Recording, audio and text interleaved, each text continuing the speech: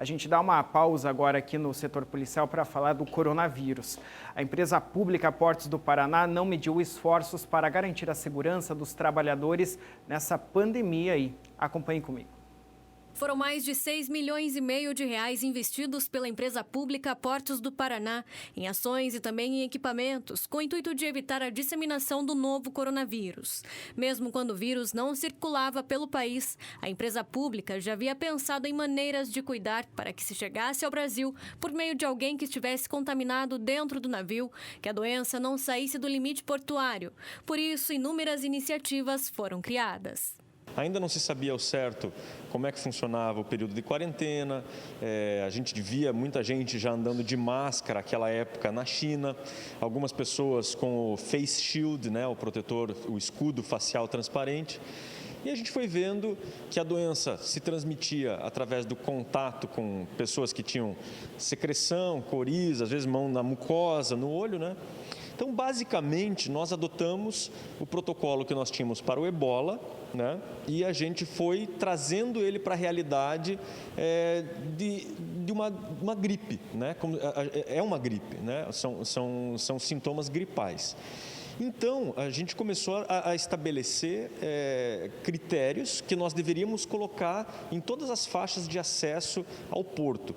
E elas foram aplicadas no pátio de triagem, no prédio administrativo e em toda a faixa portuária. Até os dias de hoje, uma ambulância exclusiva fica à disposição para atendimento em algum caso de Covid-19 que possa surgir. Estruturas de atendimento com médicos e enfermeiros funcionam 24 horas todos os dias da semana. Outros suprimentos foram adquiridos como álcool em gel, máscaras, luvas, novas pias, chuveiros e também serviços de desinfecção. Desde março, mais de 1.200.000 triagens de saúde foram realizadas para todos aqueles que entram e saem do cais. Um questionário é aplicado e também é aferida a temperatura. A gente pretende manter as medidas até que a pandemia se encerre ou até que inicie-se a vacinação da população, né? Então, para garantir que o porto não pare e que as pessoas possam vir trabalhar com segurança, né, sabendo que o ambiente portuário está tendo um grande controle, nós vamos manter os serviços até que isso ocorra. No início da pandemia, o Porto de Paranaguá era visto como um possível polo de infecção do coronavírus, por conta da grande circulação de pessoas.